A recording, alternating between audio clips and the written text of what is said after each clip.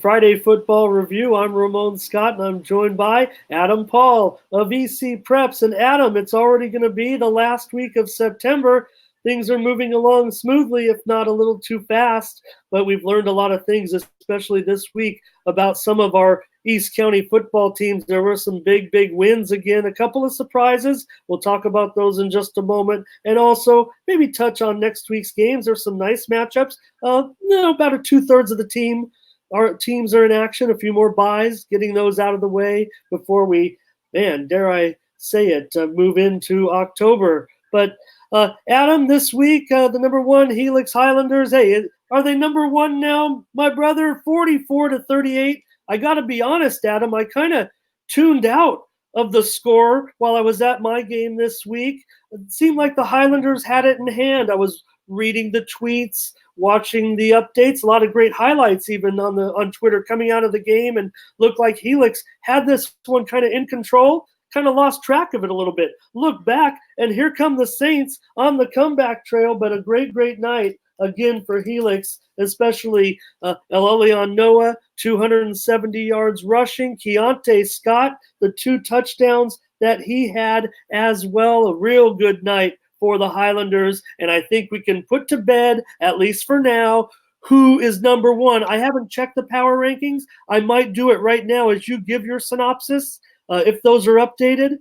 But like I said last week, it was, Helix was behind those other 2 Gauntlet Series teams. You have so aptly named these games between the 3 teams. But let's put it to bed right now. Helix better have all the number 1 votes come tomorrow. Yeah, if they don't, I don't know what's wrong. What's wrong with that? They should be publicly shamed if there's anybody who does not vote Helix number 1. It was obviously the score wasn't close the whole game. Angelo Peraza got hurt. In came Richard Colmenero, and Colmenero in emergency backup duty did pretty well.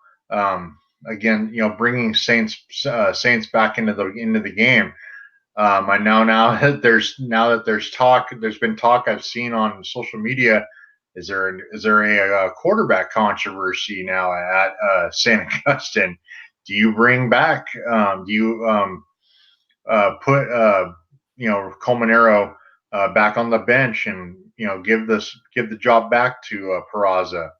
That's why they give those decisions to the people who are it's above our pay grade there, Money.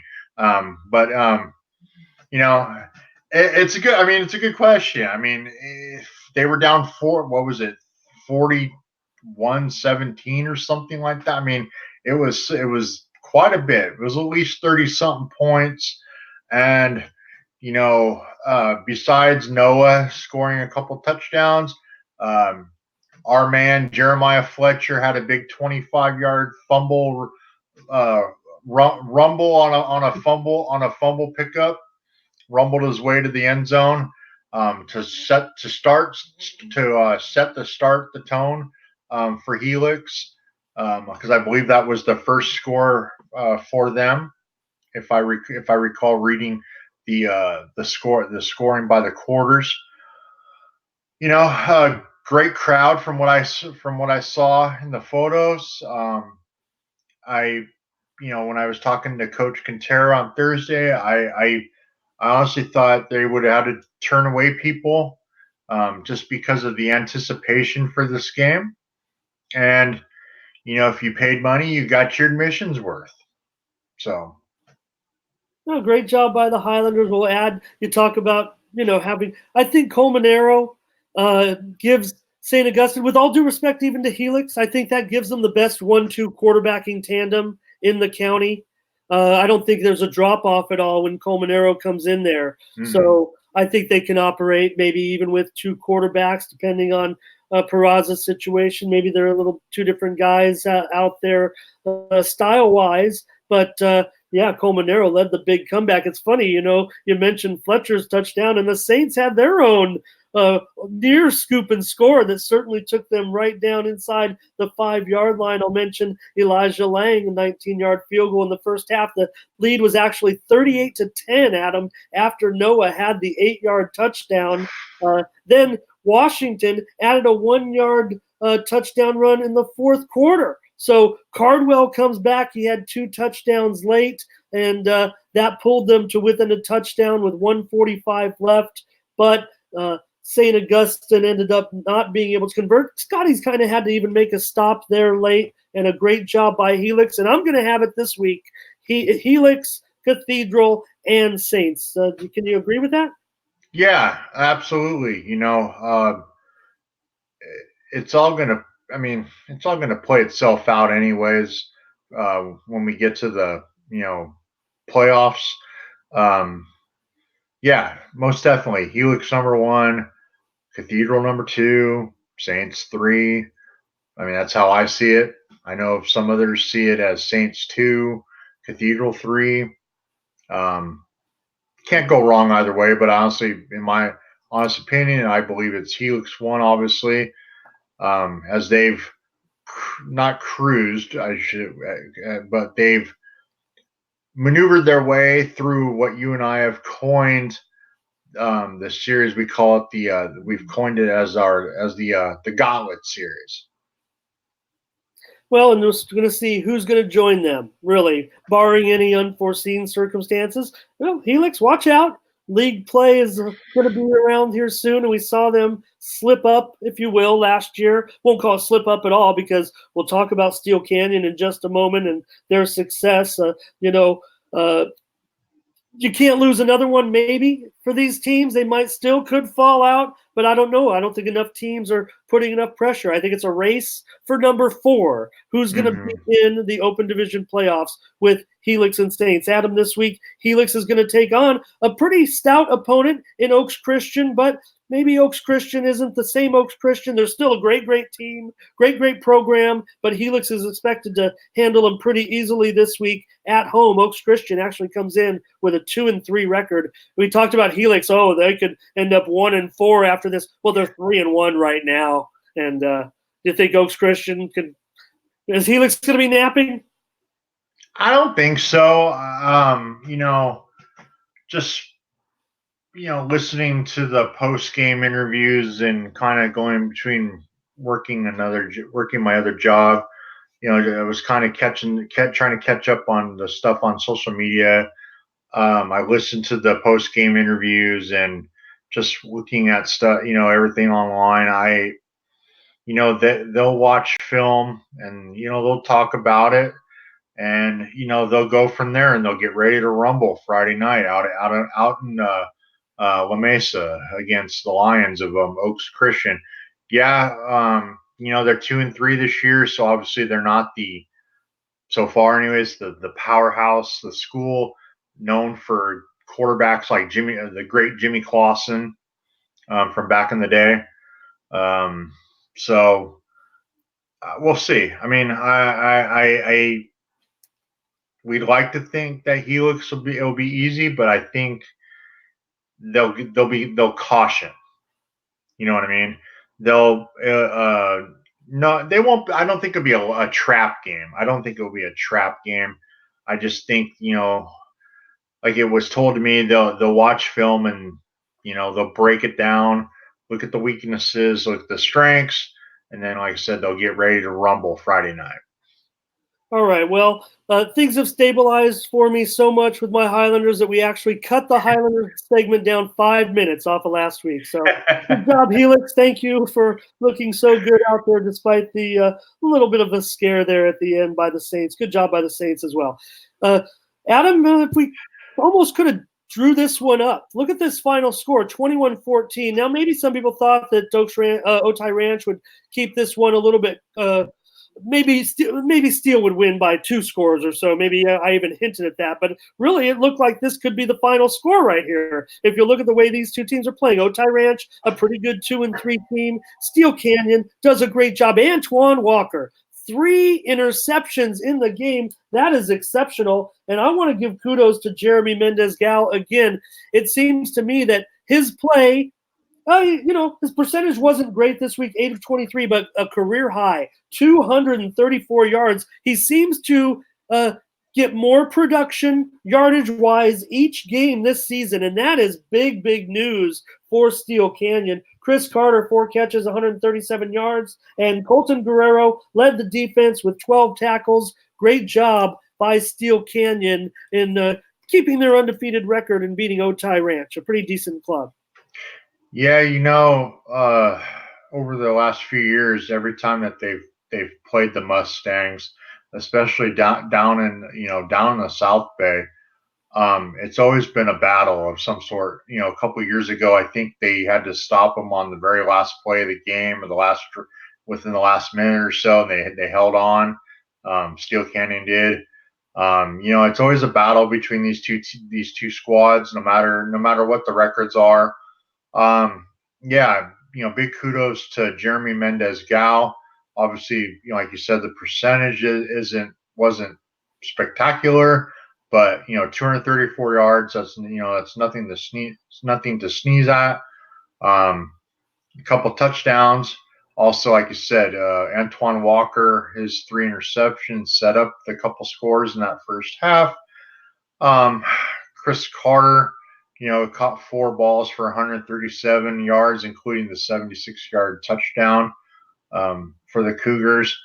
And he also added a 10-yard touchdown run. Obviously, the defense came up big. Colton Guerrero with his looked like, I'm not sure, it must have been a team high, 12 tackles. So, and that's the other thing, Steele Canyon, they're going to have to, obviously the quarterback play is going to have to pick it up a little bit, coming up, but I think it will. And, as long as the defense keeps doing what they're doing and, the pieces do, maneuver in a way that they can, keep that doesn't, push them out of ball games, they'll be fine. Adam, any chance that Steele Canyon can work its way up to that number 4 spot? I know I asked you last week, but I actually do believe that they could. If they were this is how I think it would happen.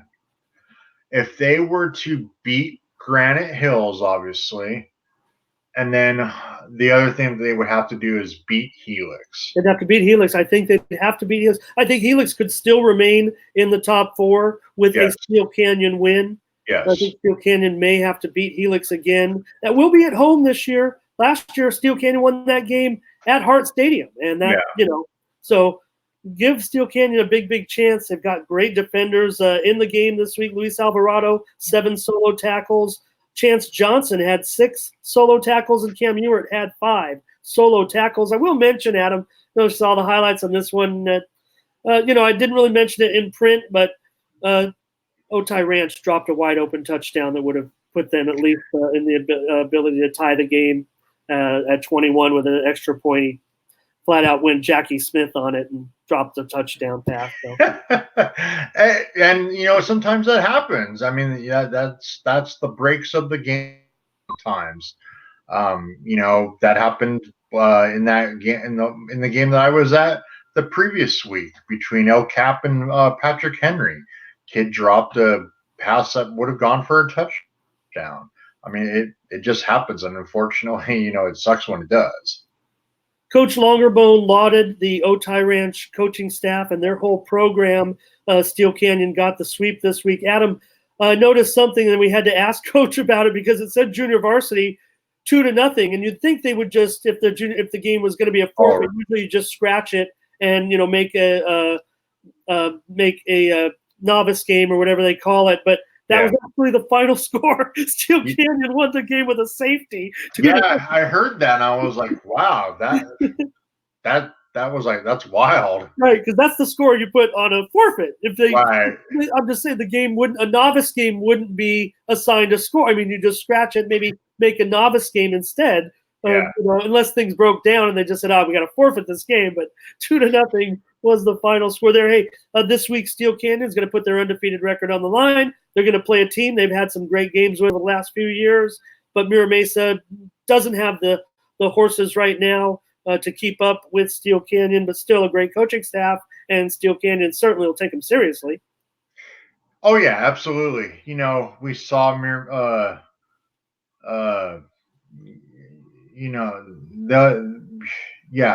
they don't have obviously a Noah Tumblin type player like they had last year. Obviously with Tumblin, obviously Steel Canyon, they'll take them seriously. But I honestly think that Steel Canyon will have this game, I want to say, in hand at least by halftime, if not early on in the third quarter. Adam, it was homecoming for the Grossmont Foothillers, and they made sure they had a beatable opponent, I'd say. Took care of Valley View and actually were quite kind to them in the second half. I'm sure they could have put up some big numbers. I think it was 38-0 at halftime. Yes. So they probably just ran the clock out. They brought in the backup. Great job by Jamie Odom. Great job by everyone I'll mention it. That's the KUSI pep rally. I thought they did an awesome job. They had Chris Alba, Brody Tricker, and I don't know. I might change, Jamie, if you're watching. They had James Odom. Twice James Odom, and a great game for James. 209 yards for the Hillers, 14-20 passing. He hit Brody with a 37-yarder. And Adam, Jim Lindgren wrote about it quite nicely. You had a reporter there as well. Want to hear his take on it, what you talked to with Chase on that. But the Foothillers, a coach's dream: 226 yards passing, 226 yards receiving. Yeah, even balance, man. That's with football, just like baseball, being a numbers game, that's the got to buy yourself a lottery ticket. Not really familiar with this Valley View squad, so I don't know what kind of points that when it comes to the power. To the power rating. So I'm not, the system. So I'm not really sure if this game really does anything for Grossmont. But it's a good win because it's homecoming, and you always want to win your homecoming, especially in front of your alumni and friends and family. And like you said, Jamie Odom had a good night. So did Robert Tucker. Chris Alba and Cam Sanderlin had a great night defensively. And the defense obviously pitching the shutout. Like I said, it's a great night all around, especially in front of your your peers, your alumni, family, and friends. Well, Adam, it hasn't been the toughest schedule for Grossmont, but they've done all the right things. They're sitting just outside of a top 4 position right now in Division One. I think it's probably be the proper placement for them. I'm not sure that even with this schedule they could ever work their way up unless they were to somehow sweep the table in the Hills League, which we're certainly giving them the outside chance right now. I'm just going off the ratings. With Helix and Steele Canyon, being rated above them at this point. But right now, Grossmont, those power rankings, they've entered the top 10 in those power rankings. So, for some of the critics of Grossmont's schedule, we're going to play Madison the Warhawks this week. So that's a tough game, no doubt about it. Madison ranked 12th, I believe, in the latest power rankings. They come in with a 2-2 record. But you remember that incredible game they had last year, and Grossmont pulled off the win at Madison, by the way. So this game's going to be at home this week against the Warhawks, and that was a playoff game last year. Grossmont had that thrilling game, their game of the year, really beating the Warhawks last year. Sure, Madison players remember that. Well, if you also remember, the lights went out as well in that playoff game. Yeah, because I remember getting the phone call from Vanilla Gorilla photography telling me about it. I was like, what? He's all, yeah, the lights went out. And it took about 15, 20 minutes or whatever it was to get them back on. So yeah, that was Grossmont's big highlight last year, was winning that thrilling playoff game out at Madison. And I'm sure, like you said, I don't think Madison's forgotten about that. Keontae Springs and company, they're gonna come in this week, and yeah, they lost to Steele. They beat Granite. Now it's time for see if they can what they can do against the next Hills opponent on the schedule. Can Grossmont match what Steele did, or what Granite did? I think the game, if Grossmont can continue their fast-paced offense, balance-wise, get Tucker his carries and get him going early on, and keep the Warhawks on their toes. I think that it's going to be an interesting game. Adam, in that game last year, I don't know if it's kind of grown into a little bit of a tale, really, as far as the way the story is told. But, when the lights went out, there was 8 seconds left. And when they finally got them back on, there was 16 seconds left. Yeah. So I don't know if that's true or not. The clock was running, and it's what it seemed like. Yeah. So right now in the power rankings, though, make no mistake, Grossmont is ahead of Granite Hills. You mentioned those games. The Cougars beat Madison, and Granite Hills didn't have as much success with Madison. And if you go by the power rankings, and Grossmont's done a nice job to kind of pass up Granite Hills this season early on in those power rankings.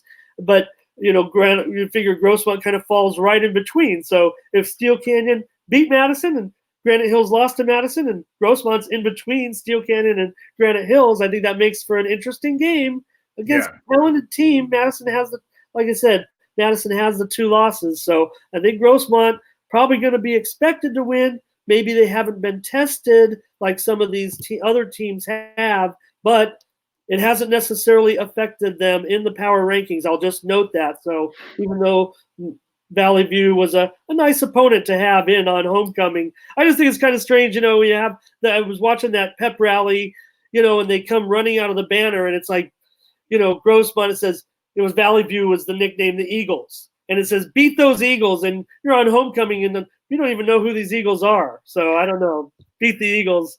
I'm thinking you better be playing Granite before you run out of a banner that says beat the Eagles. But they were just kids fired up, and they had some cool things going on. You've seen that pep rally. It's really cool. Yeah, it was pretty cool. They scored a 138 on the noise meter.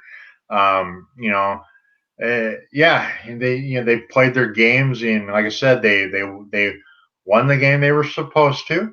They invited all the alumni, friends, and family, and the 99th homecoming, or whatever number homecoming it was. It's good to get that notch under the belt, and look ahead to Madison this week, and even no matter what they do, whatever the outcome is, I think it will set Grossmont up for the rest of the season. I always try to look to. I like homecomings. As a reporter, we don't always like homecomings, but it's part of the event, and I think it should be covered. And I tried to do a little research. I'm just here on some computers. Sometimes the reporters will go out of the way. I always try to find out the names of the Queen and the King. Queen, first priority. If you're scrambling to get names, if you can get that Queen name, that's important. Getting the King name also important. But I didn't see the results, and Chris Alba was in the court, and it's always neat, if you could tie that into a story. But didn't see that this week. Who got King and Queen at Grossmont High? Help me out if any of our football players got it. I kind of like that. Adam, the Santana Sultans 5. That's what they were saying after the game. They're 5-0. The Sultans, their best start since that 2011 season. What a great season that was. But, man, a great job by Santana this week. That, it looked like it was going to be a tough game, but Montgomery, they were kind of playing one of their most important football games in several years, a matchup of undefeateds. Talked about the top 2 teams in Division 4. And I don't think, no problem with Montgomery. It's still a great story. They're going to have another chance in the playoffs. but Santana just looks so good right now. I mean, they're almost setting the bar so high with the Sultans at this point. Nathan Temple, 4 touchdowns, hit his buddy Randy Smith 3 times in the end zone. Great night for the Sultans to go to 5-0. Yeah, side note to that game, they were late to the game. They left Santee at a late start down to the south, down to Chula Vista, and I got tweeted at by Josh Laricchia saying 20 minutes or 25 minutes or whatever it was, and still no team, and I'm like, okay. And then about 7:00, 5:07, I messaged him saying, "Hey, have they shown up yet?" And he said, "Yeah, they've shown up and they're out there warming up. They gave them extra time or whatever." So and obviously you don't know how. I mean, this is something you don't know how it's going to factor in. Yeah. It could have been a really bad distraction, because it kind of throws your mojo off, your routine. But you know what? They went out and didn't affect them, and they were up 14-0 and went on from there. Yeah, great job. I guess they got there about 6:35. They gave them a few extra minutes and started the game, and I did catch some of the news coming out of that. So I don't know. With great respect for all of our personnel in the Grossmont district, from the teachers to the campus supervisors to the cafeteria people to the nurses to the bus drivers. Okay, but I got to tell you, the way to get to Montgomery High School is not to use Highway 8 and not to use Highway 5. You go 52 to 125, and then you skip, when you get down, you skip Highway 5 altogether. So I don't know if I can coach I can't even coach a football team. Okay, I can't coach a position. I can't hardly get a job right now, Adam, with all due respect, but that's not the way to get to Montgomery High School in a timely fashion on a Friday night. We've made that drive several times to all these locations. You got to know all the secrets, even for a big bus, on how to beat the traffic to get to some of these high school locales. But just a great job. Also want to mention Brooks Mutah had 69 yards. He had a touchdown. Great night. This team is looking so good right now. This week they're going to play Vincent Memorial. And that's a serious situation. You thought last week's game was big, and it was. Montgomery is in Division 4. Vincent Memorial is in Division 5, but they are the top team in Division 5, Adam. They looked very, very good in beating the Braves last week. So I'll give Santana this. They've scheduled nicely. They've done as much as they can. Yes, it's maybe a weaker schedule than in years past, but they playing Montgomery. They're playing Vincent Memorial. This is going to be a tough game this week. They're expected to beat them, though. Yeah, these games the last couple of years, because this is the third time that they've played Vincent or the Scots of Vincent Memorial. A couple of years ago, they went down to the desert and won, and Santana won in a shootout, 50-43. Vincent Memorial, I believe, went on to win the Division 5 championship that year, I believe, or they were one of the top contenders. And then last year, the game was up here at Santana, and Santana won 31-16. It's a budding little rivalry between these two squads. I think, and especially since it's going to be homecoming, so you have that little added distraction for the boys there, for the boys in purple, or Purple Storm, as they've been nicknamed. But I think Nathan Temple and I think Randy Smith and Mutah and all those guys, and Nathan Hughes. Boy, talk about a great X factor, Nathan Hughes. He's great. He gets one of your Swiss Army knife awards, certainly. Yes, absolutely. That would be a new category, Adam. Yeah. An award. You know, I think they'll put the distraction ahead, behind them, and I think they'll take care of business. And I think the score will be a lot, considering, especially since they beat Montgomery the way that they did down there, 35-6. And with Montgomery, having the speedy, the speed that they were supposed to have, and coming off the weight prior of beating Kearny, who is a pretty good squad. The big upset there. I think the game against Vincent Memorial will probably be running clock, in my opinion. That's saying something. I don't think the coaches are going to sell this game short, so I do think the Sultans will be prepared. I didn't want the fans I just didn't want the fans to sell this game short because I think they're seeing a pretty good club in Vincent Memorial, but that's quite a prediction by you. We'll talk about Vincent Memorial's performance in just a little bit because they really handled the Braves quite easily this past week.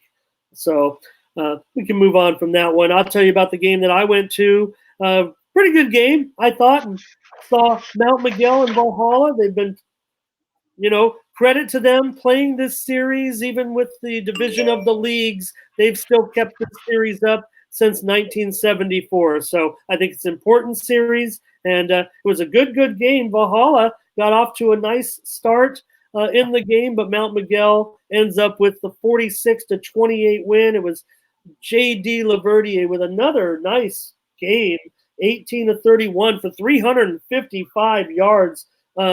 He gets 300-yard games like Dan Fouts, Adam. I mean, it's every week for him. But this week, get this, he also rushed for 4 touchdowns. He accounted for 7 touchdowns in all. I spoke to him and Jaheim Allen Pompey after the game. I know I kind of overused the phrase about them being the most underrated tandem, but I don't think you can argue with it statistically. A nice job by Mount Miguel this week. Yeah, no, I don't think you can argue against that either. If they were on any other, if the duo was on any other squad, I think you know what I mean. They would get the press. Put them on a Santana or put them on a Steele Canyon or whatever. They would probably get higher recognition. So to see them go out and take care of business, they were down 13 or 14-0 right away to Valhalla. To come back and win that game the way that they did is pretty impressive. Can they? The thing that's gonna, I think that will hurt Mount Miguel coming down, down the road, is can they win without? Let's just say Laverdier has a bad passing game. Can they win? As you saw that they had that game against Santa Fe Christian a couple weeks ago. Obviously, the answer was no. So we'll see. I mean, I think that they got they're back up semi on the right track. And when they gets into league in a couple weeks, I think obviously, in my opinion, they're one of the teams to beat in league. I know I said on one of the other podcasts that I thought Mount Miguel was actually going to win the league. I still kind of think that. I just have to see, just see how what their defense does. Pompey is one of the faster guys in the county. He's really good. So what they said, Keegan Baker had his usual stats on the night for Valhalla. And obviously Mount Miguel did enough on the defensive side to pull away in that game. Yeah, I'll shout out some of the Matador defenders, Julius Ford, Loyola Cree, Quincy Snipes Jr. He got in there quite a bit. And also give some credit to Valhalla on their great start. It's funny because they got off to such a fast start. And when you see a speedy guy trucking down the sidelines, the figure was Baker. And it was, but it was actually Bakir. Hussein Bakir. He had an incredible run to get Valhalla on the board. I wrote on the KUSI story, Adam, I said, Bakir did his Baker impersonation because that's what he looked like. And I think even stunned the announcer. I think who called it wrong, but I think you can see it on the video, 24 running down the sideline and not 23. But everyone, I think, thought it was Keegan. So looks like, next year, Hussein looks like they're going to have a solidified position in the backfield. He looked very good on that run, and he's only a junior. So Valhalla then went on a 10-play, 80-yard drive, and Raymond Sanchez scored a touchdown, gave him that 14-0 lead. But Mount Miguel does a great job. They also had sophomore Ruben Hernandez caught a 13-yard screen pass for a touchdown, and Jojo Castillo recovered a fumble for Mount Miguel, and Laverdier ran in another score, and Mount Miguel outscored him in the second half pretty big to get the win. I do want to mention that Norseman Jr. Miles Tomlinson, he was injured in the fourth quarter. The ambulance had to come. They stabilized him, but did see some reports that he was conscious and had feeling in his extremities. Just take precautions against any further injury on these. So get better, Miles. Hope to see you out there sometime the rest of this season. Now, both these teams are in action this week. Adam, Mount Miguel is going to be traveling to Sweetwater. That's a scary, tough game, I think, for Mount Miguel. I think they should win, but Sweetwater, not bad. Not bad. Mount Miguel should win, though. Oh yeah, I think that they should win, and they should win big. But like you said, I didn't want to say it like that. Well, someone's got to say it, but could it be a trap game? I mean, I don't want to think so. I just think overall, the Matadors are the better team between them and the Red Devils, and I think Laverdier will have his 300 yards by the end of the first half. Wow. Okay, light them up. I thought maybe it could be a under double-digit victory. I want to give Sweetwater's 1-3. So, and I also saw that they did not perform that great in the game that I reviewed. So we'll see. I think Mount Miguel should win. And also, as for Valhalla, they've got a real good game. I think get ready at Valhalla this week. Kearny at Valhalla. Valhalla, I think they're expected to win that game. Kearny, pump the brakes a little bit on Kearny. They got off to a pretty good start, and maybe they've come back down to earth a little bit. They're 2-2 also, but they are not to be taken lightly, especially for a Valhalla team still kind of feeling their oats a little bit with getting those wins. Yeah, some special teams miscues for Kearny. They losing to Montgomery a couple weeks ago. I think Coach Gray over at Kearny will have those guys. They won't take Valhalla. They don't take their opponents lightly. I should say. I think Coach Gray will have them prepared for Valhalla. Of course, Keegan, I think, will get his yardage. I think it's inevitable until you play until they play what you and I consider the big boys, like Steele Canyon and Helix. I think Keegan will get his yardage, and what I think is going to have to happen in that game for Valhalla, I think Luke Pillsbury is going to have to pick up, get more active in the passing game, in my honest opinion. We mentioned Keegan Baker. He had nearly 200 yards rushing and 2 touchdowns in the last game. He has almost 800 yards this season. So We'll see in that game against Kearny. That'll be exciting. Adam, a great game at Valley Stadium this week, and Christian does the job. Gabe Krug, he took it on his own shoulders. He's got some good targets, but man, he took off running in this one. And maybe we didn't know that this was the type of quarterback he was with, his exceptional passing skills. But he rushed for 107 yards and 2 touchdowns to help the Patriots win.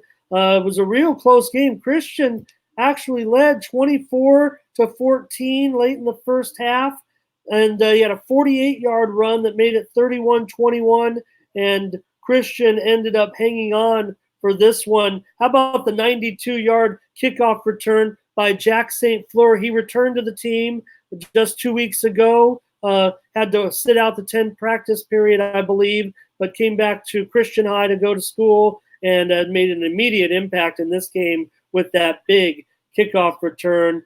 Turned out to be quite a thriller. Yeah, Christian, jumped out to the 2-score lead. They jumped out on the Spartans of Central Union early and often. I think Christian is kind of on a little mini roll right now. They got their momentum going. I think Krug has finally settled in as a transfer to Christian this year. I think he's finally settled himself in, and I think they'll continue their role this week in their game. Christian Salacup, he added 75 yards. Nate Stein had 62 yards. As a team, the Patriots rushed for 266 yards as a team. And of course, like you said, they had some decent passing numbers. Total offense, obviously, they had some decent yardage numbers. And you said Jack St. Fleur, he returned a kickoff, 92 yards for the touchdown for the Patriots after sitting out the 10-day practice deal. I just think that game against Monte Vista that they won, I think that kind of gave them the oomph that they needed. And I think that they've continued that oomph and momentum after that big win against Monte Vista in a game that a lot of people weren't sure what was going to happen in that game. Yeah, it got exciting at the finish. They scored a touchdown with 13 seconds left to pull to within 3 points. They recovered the onside kick and then had a last-ditch attempt, but the pass was dropped as the clock ran out, and Christian held on. You mentioned the big game by the running game, really, for Christian, and credit the offensive line, Eric Markowitz, Yaya Owens, Andrew Carlock, Nathan Wells, and Cole Bryant. Shout out to the Patriots offensive line, and a great job also by the defense, coming up with some big stops late.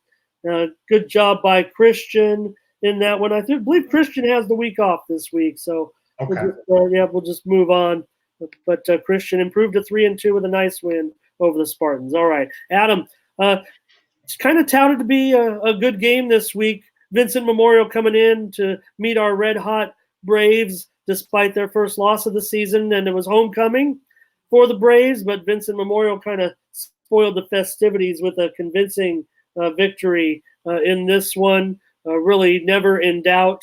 They were up 14-0 early, then I think it was 28-0. So Vincent Memorial beats El Cajon Valley. We talked about Vincent going to come in and play Santana next week. Maybe you don't rate their chances, but certainly right now they're the top team in Division 5, and the Braves have a little bit of gap to close if they're going to make a run in the postseason. Absolutely. Don't get me wrong. Vincent Memorial is a really good team. I just, when we talked about them versus Santana, I just think Santana is by far a better squad.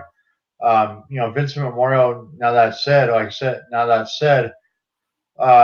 Vincent Memorial is the top squad in Division 5.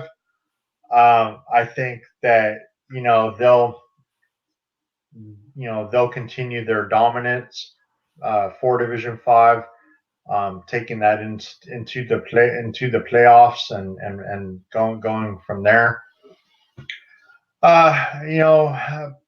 El Cajon Valley, obviously Vincent Memorial exploited their weaknesses. I know Coach Osborne mentioned that in the quotes that I saw. He obviously Osborne talked to his guys after the game, and he talked to his captains, and captains they acknowledge that they have some work to do, and they'll go on from there. Demarius Hyde had the El Cajon Valley touchdown in that one, and the Braves are going to be off as well this week. They'll regroup and get back on with things for El Cajon Valley. So, they did have some strong defense by Hyde and Malone, but hats off to Vincent Memorial, and they're going to have to make a trip. When you talk about it this week, I mean, that game is at Santana, so a second consecutive trip back into the East County. It's certainly going to make it a little bit tough on them. All right, this one was kind of tough to get some information on, but it sounds like it was an exciting game. Imperial 26 and Monta Vista 25. Monta Vista had a pretty nice performance out there, really making it quite a game late. Monta Vista had a 14-play, 77-yard drive that culminated in a pass from Ruben Silva to Xavier Leyva. That gave the Monarchs a 6-0 lead, but the Tigers came right back to take a 7-6 lead. But Monta Vista led 17-7 at halftime. Isaiah Gardner had a 65-yard touchdown, and Brandon Deasy kicked a 39-yard field goal. I don't know what the longest is so far this season, but that sounds pretty nice. They also did a nice job getting to the Imperial quarterback, but Imperial got it going in the end, and their good-looking quarterback had 227 yards passing. That's Jordan Reed, and of course Joey Ramos might end up somehow. I mean, not somehow. I mean, he might be an all-CIF player. I don't know if they make first team with all the talent, but what a career this guy's had. He had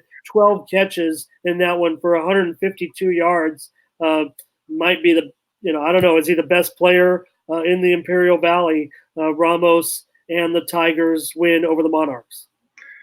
Yeah, talking about this game with Coach Quintero on the Thursday night show on the Fan, and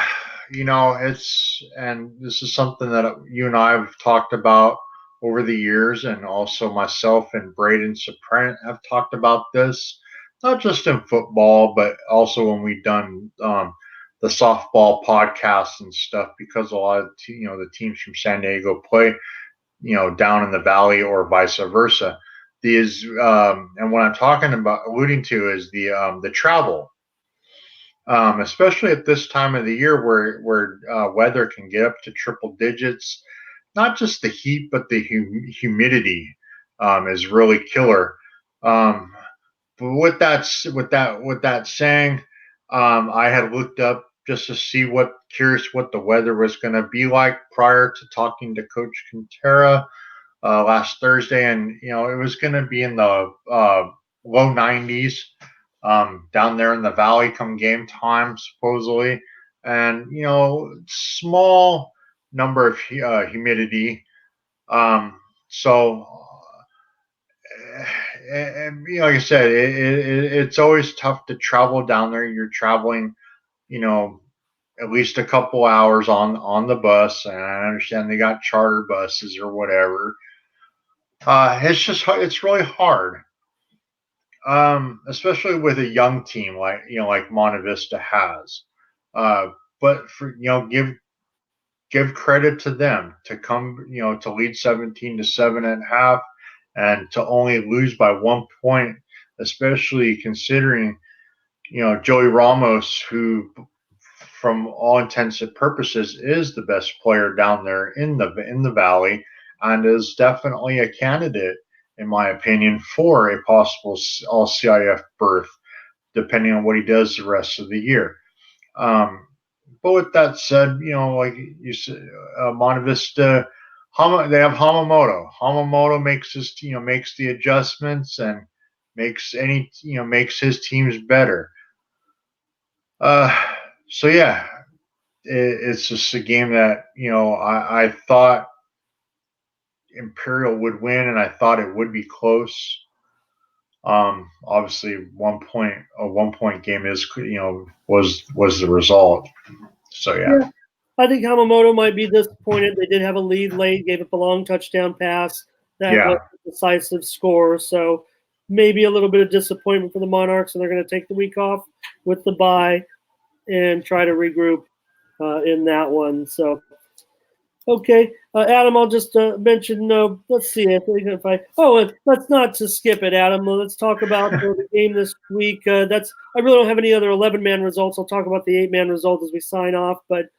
Just looking ahead to next week's games, I mean, we touched on almost all of them, but some of the teams had byes last week. So I'll ask you, first of all, about West Hills at El Capitan this week, the Burner Memorial game, El Capitan. Maybe they can get their first win. Maybe this is the spot. They won the game last year at West Hills in an upset. They desperately need a win. They're not outclassed in this situation at all, despite the 0-4 record. And West Hills is coming in at 2-2. It is, I think, a pretty even matchup. Maybe a toss-up, but still a great night between these two programs, keeping this rivalry alive and adding some extra detail to it, including those scholarships. Yeah, this is the game where you throw out all the records and everything. It's going to be an emotional night, just like it was last year for the first annual Tony Burner Memorial Trophy game. If El Cap doesn't win this game, where are they going to win their first game? I mean, it's they have to win this game. In my honest opinion, they have to win this game. And even it was mentioned after their game a couple weeks ago, in after the heartbreaking loss to Patrick Henry. So obviously, Burner and his staff, they obviously, they used the bye week to prepare for this week, and I think he'll have his troops ready, and they're ready to rock and roll on Friday night. Same thing with Casey Ash. I think he'll have his guys prepared. I just don't know if they have the horses on the defensive side to slow down Wickhauser and Lavallee and also and the other guys. Yeah. Maybe you could wrap your head around this. So things are getting real interesting and dicey in the Division III playoff rankings. So maybe this is almost both these teams are on the outside looking in. Mm-hmm. And they both need to start winning now. And El Cap really has two spots where they need to win, right? Listen to this. This is looks like the current situation.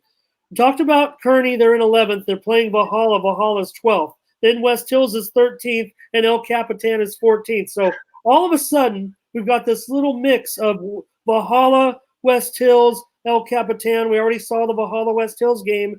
El Capitan probably needs to beat West Hills. West Hills needs to beat El Capitan. El Capitan's going to need to beat Valhalla because El Capitan's got all those other tough games against the Hills League. Yes. So that makes that a problem. So El Capitan has to win these two football games in order to try to squeak in. They could win them both and still have trouble getting in, but win both games against West Hills and Valhalla might earn that berth in Division III. So very, very important there. Same goes for West Hills. They need this game right now, and same goes for Valhalla. They'd like to win that game against Kearny this week. It's maybe almost all these games are kind of almost playoff games. Yeah, it's an interesting scenario. Because like I said, if El Cap doesn't win this game, where other than Valhalla, maybe where are they going to get their first? Where are they going to get the win on the year? Valhalla doesn't beat Kearny, do they slide back into their ways? I know Keegan Baker and Luke Pillsbury and those guys that were on last year's squad, they don't want to slip back into that that darkness of not winning a game and losing 18 straight and whatnot. West Hills, they're an interesting team. Coach Ash is, he's gonna have to get his teams prepared and make the necessary, uh, changes to put his team in, put his guys into position to win. Cole Clearman and those guys, they're gonna have to, the seniors are gonna have to step it up. Because in a couple weeks, they're playing. They got their game, this week, right? Are they playing this week, West Hills? Yeah, that's the big game. That's right. Yes. I will add. I'll let you continue. I just want to add. I think that's going to be the KUSI county game of the week. Yeah, because if West Hills doesn't win this game, they in a couple weeks they got the Mayor's Cup game. The big rivalry game, but that's moving and going a couple weeks ahead. It's just one of the things. It's like, okay, looking at the schedule, where are they going to win their game? Like you said, you got Valhalla at number 12, Kearny at 11, West Hills at 13, and El Cap 14. It's kind of the old Frogger syndrome. Well, the time is now for both those teams in this game. Obviously, the Valhalla El Cap game, that might end up being a playoff game. Yes. When they end up playing, it's going to make that game that we talked about. Because, look, let's be respectful of those Hills opponents. They're both those teams, Valhalla and El Cap, are going to be looking up at all four of those teams, yes, home and away. Get an upset there somehow, some way, and it's going to, really do wonders for your playoff chances in Division III. But the problem West Hills has, you mentioned the Mayor's Cup game, and yes, while Santana maybe is expected to win, we've seen it before where the Sultans have not done as, when they were the favorite in that game. West Hills had the, kind of the upper hand in a way as far as being the better team over the last couple of years. But now all of a sudden, West Hills is going to be, kind of an underdog in that game against a Division IV team. So West Hills really needs to win this game, because if they lose to Santana, and maybe they will be an underdog in that game, they could beat them. I'm talking, it's a rivalry game, so giving them certainly a great chance in that game. That's going to, like you said, throw the records out the window. But if they did lose to Santana, they're losing to a team with a lower power, they're in Division IV. So that's going to affect your standing in your Division III and trying to keep you into that top 12, which right now, two of our three teams are off the bubble. And, El Capitan, they're going to have the much tougher schedule, which does help them if they get those 2 wins. They'll be in. They get those 2 wins over West Hills and Valhalla. I am confident they will make the postseason, even if they do not win any of those other Hills League games. So I do agree with that. Yeah, I think that will boost their chances, boost their chances at that playoff berth. Even if they were to lose all the rest of the games against Grossmont, Steele, Granite, and Helix, just because of the strength of schedule. Yeah, and look, I'm not gonna, everyone wants to say, oh, here's a team, they're gonna make it to the playoffs with 2 wins. But I'll just say, you could throw a team like El Cap into some of those playoff games against teams like, in the early round, it could be like like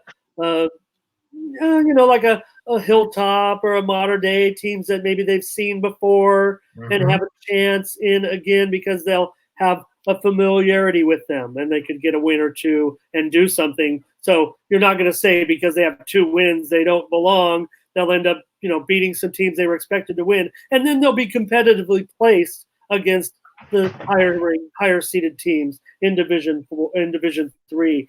There's one other game, Adam, this week. A team that had a bye this past week. Granite Hills is going to be traveling to El Centro to take on Southwest. Maybe you can preview that game for me. I'll tell you this. I'll just pick the Eagles. Yeah, yeah. I take Granite Hills again, like we talked about. Lopsided win. Yeah, I think so too. I haven't seen their weather report yet, so I'll dig into that in a couple nights. Again, like I said, the travel deal. That's all. I don't care how experienced you are. That's always an interesting deal. To get on the bus, as I like to say, get on the bus. As our late friend Bill Dickens used to say. Yeah, I think Granite Hills shouldn't have any issues handling Southwest El Centro.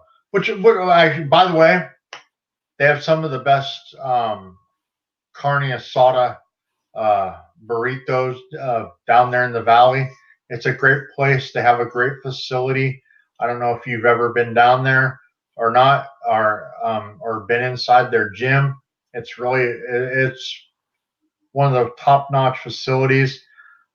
Been down there a few times myself over the years, from when I was working for former Santana head coach Dave Gross, when he was at Santana and doing their, the media stuff and everything, and traveling with them. With that being said, like I said, I think Granite Hills shouldn't have any issues. Well, I'm just getting hungry now, but I will say this, Adam. You talk about the weather, and I don't know how it ended up last week in the desert, if it was still a little bit muggy or so. Yeah. But this past week, I donned the jacket for the first time, and I'm no farmer's almanac, but when the jacket goes on the first time, it usually doesn't come off the rest of the season. I mean, you might start with a game with no jacket, but I'm just saying you end up using it the rest of the season. The weather has turned. It's football weather. Yeah, out at working my event the other night, it got a little nippy there, and even the week prior out at El Cap, towards the late night, I was like, wow, this is actual football weather. Unlike what we've had during the daytime and everything over the last couple months. But yeah, no, like I said, I'll dig into the weather report next couple days just to see what's going on. So yeah. Yeah. All right, and I'll let you get the last word. I'll mention the 8-man results. I don't have a banner for it. I really don't even have that much on the game. I couldn't even file a story. I just really didn't have enough information. But Foothills Christian, they did improve to 5-0 with a 60-8 win over Borrego Springs. They usually handle Borrego Springs. There have been some close games, some important games in the past with Borrego, but this one was a mismatch. And this week, Foothills Christian is going to host another game at Sale Field, and they're going to take on an honorary member of East County Sports, or of the East County. Sorry about that, Adam, but the Julian Eagles. We probably should give them some more love in the future with their 8-man program. They're 1-2 coming in to play Foothills Christian. All right, Adam, anything else before I let you go? Probably got to get some food now because of you. No, it's going to be a fun night, Friday night, wherever everybody's at. I know where I'm going. I don't know if you know where you're headed, but I know that I am headed to Mira Mesa at Steele Canyon. So that's gonna be it's gonna be a good game. I'm gonna head out to El Capitan to check out the game between the West Hills Wolfpack and the El Capitan Vaqueros in the second annual Tony Burner Memorial Trophy game.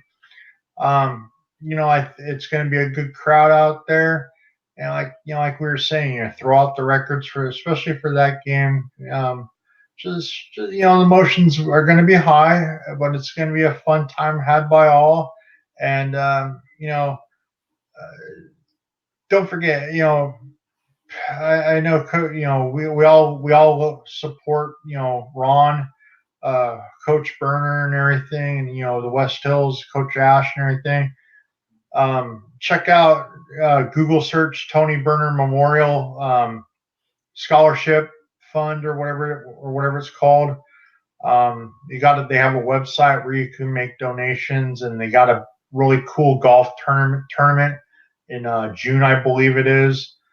Everybody has fun for a good cause, and they give scholarships to both West Hills and El Cap, because Tony was one of the a very prolific quarterback in the long line of prolific quarterbacks out there at West Hills back in the day. So yeah, it's going to be an emotional night, but it's also going to be a fun night out at El Cap, and obviously you at Steele Canyon, it's going to be a fun night there too. Well, I hope we can catch up a little bit with Coach Burner this week and Coach Ash and see where the scholarship program stands, because I think the basis was to give one scholarship to each school, a member of the team possibly, or maybe with another athletic player in the programs there at those schools. But I know that the plans were really to try to expand those scholarships to include other sports, and they were going to try to maybe multiple grants for multiple kids. I don't know what happened about the West Hills, but I know, looking at the Facebook page for the deal for the Burner Memorial thing, last year, Yafet Yokley looked like, from what I could see on the Facebook page, was a recipient of one of those $1,000 scholarships. So, and that's nothing to sneeze about. That's awesome that they've been supported enough to to be able to do this for the kids and stuff. I think that's really cool. What they're doing, what Ron and Casey are doing with this whole Tony Burner game and golf tournament and scholarship fund and everything. All right. Well, great job, Adam. Thank you again. You can find him on Twitter. That's the best place to follow him, at EC_preps_SD, because he gives so many great updates, and little social commentary too, I think, is important from Adam. And also catch him on 97.3 The Fan on their preview and review shows each week, and we're honored to have him here. So thanks a lot, my brother, and I'll see you next week. All right, Moni. Talk later. Right. For Adam Paul, I'm Ramon Scott. Thank you for joining us.